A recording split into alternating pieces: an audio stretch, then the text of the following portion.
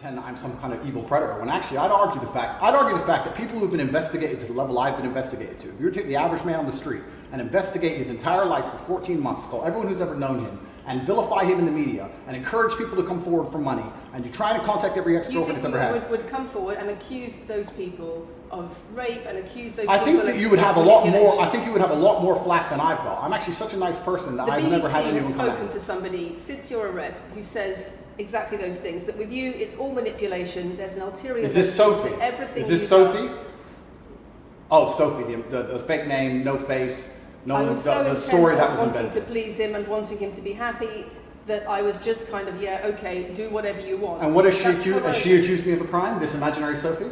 She's making the point that there is. Has she accused me of a crime? Emotional or psychological manipulation. I've asked you a question, and I've allowed you into my house. I'm asking you a question. Correct, but you're not the boss here because I've allowed you into my house. I'm asking you the question. Correctly, and I'm telling you. You get to decide the answers. No, we're equal here. I've allowed you into my house. You don't come here with a position of authority. I'm doing you the favor as legacy media, giving you relevance by speaking to you. And I'm telling you now, this Sophie, which the BBC has invented, which there's no face of, nobody knows who she is. The BBC did not invent. Of course not. And because you never invent anything. And she's not filed criminal charges against me. What are we talking about here? What is she saying? Talking about emotion.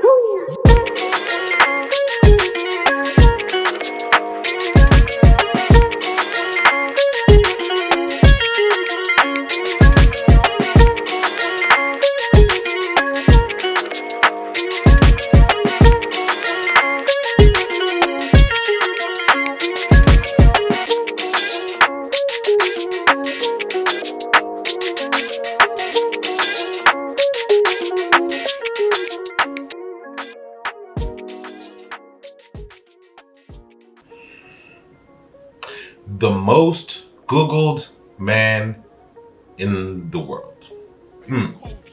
Andrew Tate. Today's topic.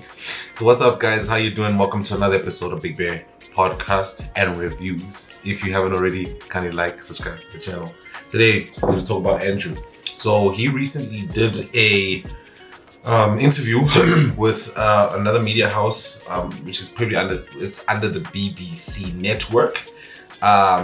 So they had asked him for the longest time for time with him so that he could basically do this interview, and basically asking him a range of questions, maybe pertaining to his ideology, pertaining to him as a human being. But it didn't go that way.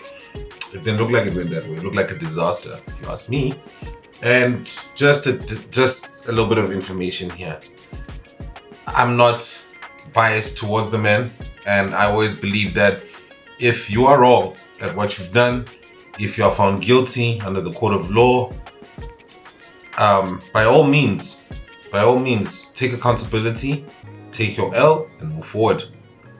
No way am I in this space here advocating for the man. I'm just reviewing what was recorded and shared with the world, of course. And of course it needs to make sense, because a lot of times what we do, or what media shows us at times, is they'll show you a perspective of what they feel should be shown to the world, as opposed to what the truth is. I understand. So the question goes to, are we being lied to? Does the media lie to us? Do they tell us the truth, etc.? And there's a range of questions that, of course, go back down to that one conclusion. But anyway, so Andrew's been, as you know, of course, it's all over the internet, that Andrew Tate was arrested, I think 90 days, 3 months ago, on charges of, the R word, I can't say it, trafficking, and of course, what's the other one? Exploiting women, right? So, I think, like I said again, if you're accused of those things, and if there is no proof, and if there's no evidence, and all these type of things, then of course, there's nothing you can do about it. But at the same time, we live in a society where there are so many people, individual men, whatever the case may be, who are accused of things that they have not done, and everybody just goes with it and they believe it, and then of course, by the court of public opinion, this person is obviously held under the jail for some odd reason. So what is he really being scrutinized for? Is he being scrutinized for what he says, or is he scrutinized for those charges that are basically in the air right now? Because there were things there that just didn't make sense for me personally. They didn't make sense. So this is a 38-minute interview between the BBC and Andrew. Of course, BBC, I checked, they had basically cut down the whole video, or cut down the whole interview down to 12 minutes. All right. So yeah, I guess it comes back down to the truth, of course, at the end of the day. So if you guys have your thoughts, please feel free to share what you think. Look, if you're watching this, you don't have to like Andrew Tate. Like, there's a large percentage of people that like him. There's a large percentage of people that don't, and some people are on the fence, So, of course, we're all adults here. You can use your discretion as much as you want to regarding this topic. And you can basically choose for yourself what you decide to believe and what you don't. But at the end of the day, there's the truth. It's weird that in this case, he said that majority, he said he's done the federal agents, of course, or whatever the case may be, who were doing the investigations on him, are saying that they've gotten over 2,000 people to say that, look, he hasn't done anything wrong, etc. They haven't got anyone who's basically testify against him. However, she said that the BBC has one. So my confusion is, or maybe I'm a bit slow here, but help me, is that, so you're telling me that in this case that this person would go to the BBC first before going to any law enforcement to basically say, look, this is what he's done to me, X, Y, and Z. And after she would tell the BBC if this person is real, if the person is real, that she had experienced certain things with this man, why did she not take it to them? So basically there's a contradiction here. You see, someone, again, there's no truth again. And I'm not saying that, look, 2,000 people is a lot of people. Don't get me wrong. I'm not saying all 2,000. That is questionable in this case. It's very questionable. You'd always get a bit of an out of the 2,000, or somebody who would say some unbecoming thing. Attention is a hell of a drug these days. But at the same time, doesn't make logical sense for somebody, somebody has basically, has done something unbecoming towards you, and these things are basically damaging towards you. Why would you go to a news network first instead of taking it to the law first, and then you speak out your business to whoever wants to know? So it shows you there's a bit of there's a bit of juicing going on here in this situation. I'm like, hey. I'm just my observation. That's the world we live in. It's like anybody can just say I'm a victim and just go according to how they feel, instead of producing something that says or substantiates their reasoning behind why they're saying somebody has done something towards them.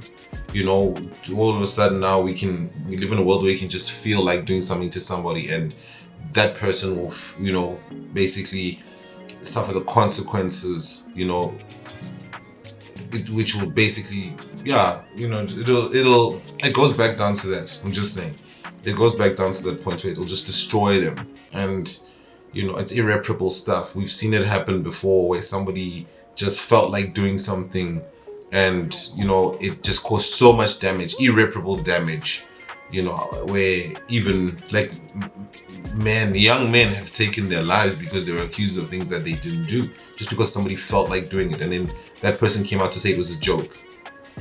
Like, that's the world we live in today, man. Sophie doesn't exist. So if Sophie does exist, let's say Sophie does exist, why is she not going through the right channels? Again, why is she not going through the right channels to put this man away, and to help put this man away if need be, if he's guilty, and say, this is what he has done to me, this is the thing that he has done to me, this is my story, XYZ. You understand? But how can you go again to a media house before you go to the police? Doesn't make sense.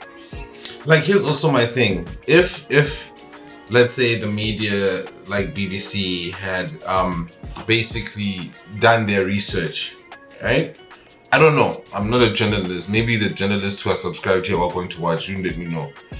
I don't know how you could. I've seen many interviews with very controversial people. He's not the first. There's many others that are controversial people, figures that are supported by mass of people, etc. He's not the first, and he'll definitely not be the last. And my thing is that as a journalist, does it not mean that if you're going to interview somebody, of such high influence like this, and so somebody who's very influential in many aspects of social media, etc., are you not going to do your research first? Are you not going to, are you not going to even interview the people that have said these things, or somebody important or maybe somebody that has impacted personally to them? Are you not going to go see those people? Are you not going to get stuff written? I don't know how it works with the journalists, but wouldn't that make more sense to say, we've had this XYZ, this is what we found, but she's just saying, they all say. Who's they? Who are the people? Who are they? You can't just take things off, just out of the air and make your own deliberation and say, yes, that's what they all said. That's what they all said. That's what they mean. And therefore you are that. That's crazy to me, but it's just insane. Again, I'm not advocating for the man. I'm just saying things just need to make sense. If you're going to ask somebody who's guilty, if you're going to ask somebody who's done something wrong, at least come with the right approach. At least come through with a genuine approach. Not this. This looks, to be honest, this looks like a probing. This looks like this person is being interrogated to the upteenth level. The huge or separation between all these platforms we have, right? The TikToks, the Facebooks, the Instagrams, and you got the YouTubes as well. All right, with the YouTube, they'll give you the full form content. They'll sit a 3-hour podcast, right? And of course, you'd hear the entire premise, or basically have an idea of what the conversation is, as opposed to going onto a TikTok where you're watching a 30-second clip where it could be taken out of context, right? I'm not saying that it's always out of context. It could be taken out of context, right? So then people say, oh, he really thought that, or she said this and that F this person, what, we hate them, misogyny, what, all these type of words. Do you understand what I'm saying? So that's the problem. And again, this is where she's falling short, is that she's not doing her research. She's not looking and watching clips, not watching podcasts. She needs to sit. If she was well prepared, this could have been a nice interview. This could have been a well followed through interview where she would have gotten she would have asked the right questions, or maybe her questions would have been answered even if you look at her demeanor even comes as probing. It looks like she just isn't, she's here to basically shun this guy down. She doesn't come with a very, very friendly approach, or an approach to say, let's have a conversation. Let not this be a interrogation. Rather, let's have a conversation. Her deposition is very, very negative. I think, my personal opinion, her disposition is very, very negative. Like, she's just not willing to, and she's also having to be combative. And I believe this one thing, as a man, or as not even as a man, just as a normal human being, as a normal human being, is particularly a black person. You understand? You come into someone's house, you have a little bit of decency and respect. You don't treat them as if that's not where they're supposed to be. That's his home.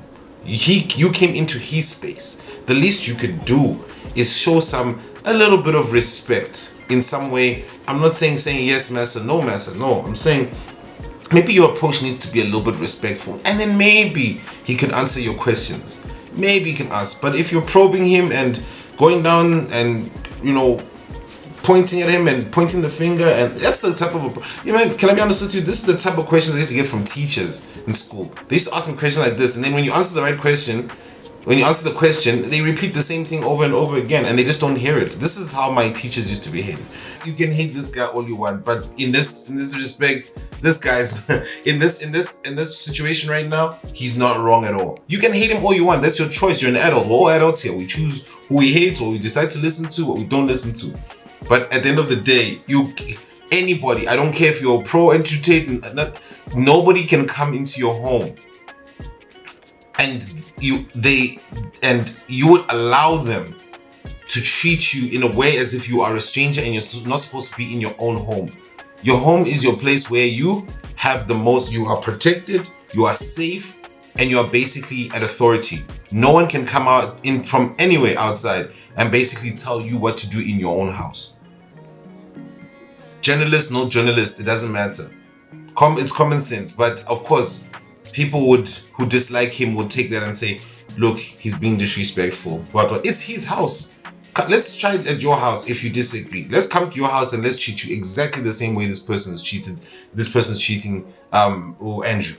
Then we can have a conversation. But for now, man. I don't know. I'm not advocating, but I'm just looking at the common sense behind this. Like again, I said, this interview is a mess. Like she's making it sound as if all these social ills, kids fighting in school, right? Violence in schools, violence among young people, all of these were started or elevated because of him. You know, growing up now, we were told a lot of things. Look, I'm sure I'm probably older than this guy, yeah, by a few years. He's in his mid-30s, I think. I'm in my late 30s. But anyway, growing up, we were told there were certain things that were causing violence within our schools or within young people. We were told the music we were listening to was causing the up in violence in school or and socially. We were told video games, stuff like that, was causing young people to become mentally distorted in some way where we act out in public. We were told that there were so many things back then, you know. Of course, back then we didn't have your social medias, we didn't have recording devices, those were not even a thing, those were not even an idea in one's mind. Now we live in this world where a young person is has easy access to these things, to these tools for social media platforms, etc. They've got all these tools, but you know, since they have this access to these tools and the internet, they're going to go into these pages, these TikToks, etc. They're going to listen, but you can't, and of course they're going to take in that information. Hopefully with a independent thinking mindset, it will help them to take in what they think is okay and what they think is okay. You have a right to disagree. You don't have to go fully. You can agree certain things. Like there's things of this guy that I don't agree with personally, that they don't fit with me. I'd be like, okay, maybe, but what about this direction? There's things I agree with. It's just common sense. It's just a human thing. But you can't tell me that because of one person, because of views and TikToks and people sharing this, he's the danger. And they said, no, the reason why I fought that case because Andrew told me to. What rubbish is this? Like, yet we've got, like again, I go back to the example of music. We had a lot of artists that we listen to who are telling you, shoot that one, guns, all this. It's gotten worse now compared to back then.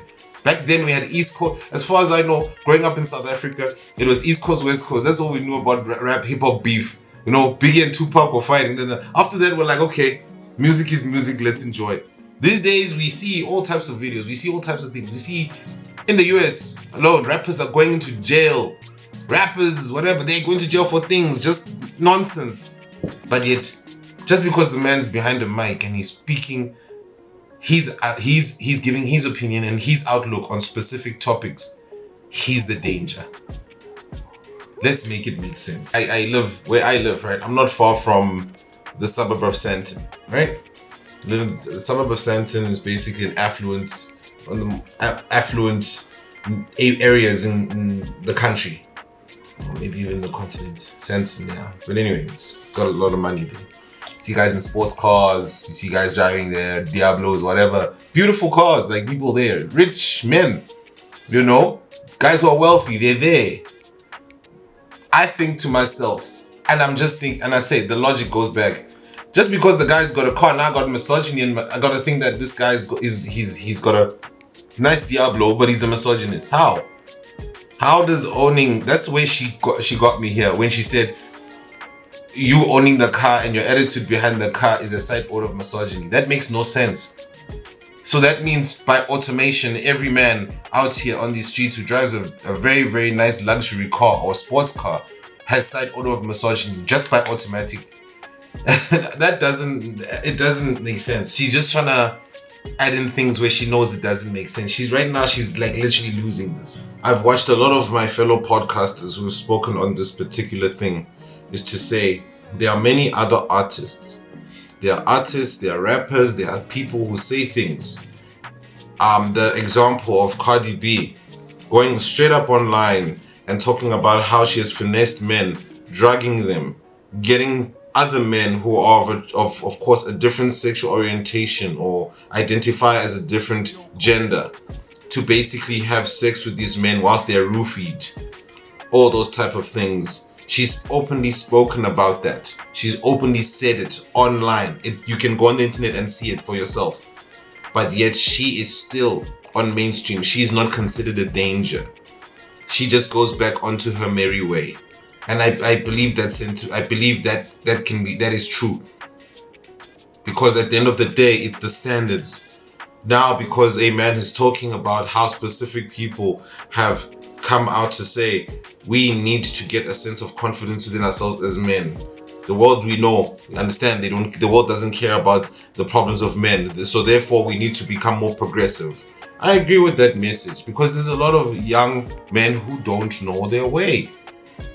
And they're not going to get it through being pampered and given a pat on the back.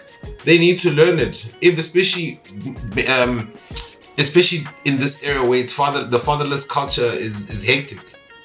Where kids are growing up, especially young kids who are growing up with their fathers, without their fathers. It's tough. So now that a man is basically saying, this is the way, this is what you can do. You can choose to do it, you don't have to do it. It's your choice. And then those young people decide to do it. Now it's a problem. It's threatening. It's toxic. But yeah, it needs to make sense, man. If we're ever going to believe certain things or run a certain rhetoric in life, at least make it make sense. It's basically, I think with following people and subscribing to channels or whatever the case may be, you know, we have this tendency to